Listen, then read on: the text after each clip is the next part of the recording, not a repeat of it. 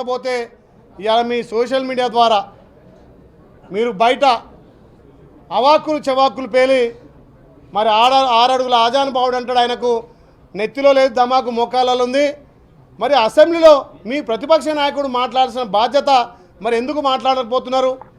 బయటకు వచ్చేదో నేను ఇక బయటికి వెళ్ళినా ఇక నేను తిరుగుతా. అరే తెలంగాణ ప్రజలు మీకు ప్రతిపక్ష హోదా ఇచ్చిర్రు.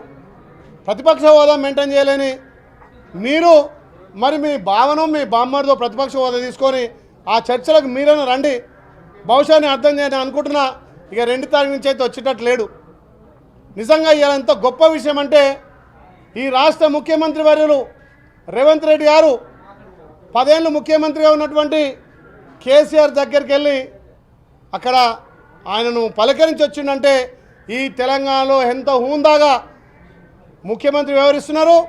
సభలో కూడా ముఖ్యమంత్రి స్వయంగా వెళ్ళి అక్కడ కేసీఆర్ను మందలిచ్చి రావడం, ఇది తెలంగాణ సాంప్రదాయం, ఇది తెలంగాణలో గౌరవ ముఖ్యమంత్రి ప్రజాపాలన. దానికి నిదర్శనమే ఇవాళ మా ముఖ్యమంత్రి గారు ఇవాళ కేసీఆర్ను మందలిచ్చారు. కనీసం అధ్యక్ష అని అనడానికి నోర్రాని ఇలా కేసీఆర్ ప్రతిపక్ష హోదా ఎందుకు, అసలు నీకు ఆ సభ్యత్వం ఎందుకు అని చెప్పి మేము తెలంగాణ ప్రజల తరఫున ప్రశ్నిస్తున్నాం. చాలామంది వెయిట్ చేసిరు. ఇలా కేసీఆర్ వస్తుండు మీడియా కూడా అటెన్షన్గా ఏమో జరుగుతుంది, ఏమో గలమిపుతాడు అనుకుంటే కనీసం ఆయన సొంత నియోజకవర్గాన్ని కూడా ఆ ప్రజల సమస్యలు ప్రభుత్వం దృష్టికి రాలేకపోయిండు. మేము మా గ్రామాలలో సమస్యల గురించి మా ప్రభుత్వానికి విన్నవించుకున్నాం.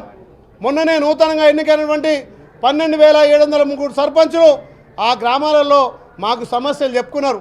ప్రతి గ్రామంలో సర్పంచులు మేము అధికారం రాగా మేము సర్పంచులు గెలవగానే ఈ పనులు చేస్తామని చెప్పారు. ఆ పనులను కూడా ఇవాళ మేము ప్రభుత్వం దృష్టి తీసుకొచ్చినాం.